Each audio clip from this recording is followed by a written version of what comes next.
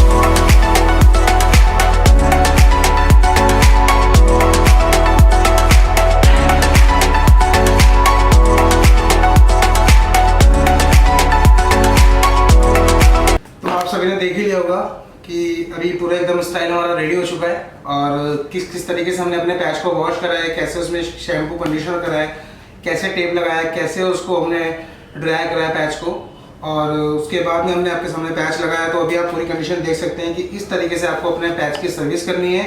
अगर आपको कोई भी कमी लगी हो तो आप मेरे को कमेंट बॉक्स में मेरे को कमेंट कर सकते हैं। सो गाइस, हम मिलते हैं नई वीडियो में नए लुक के साथ। Okay, bye bye.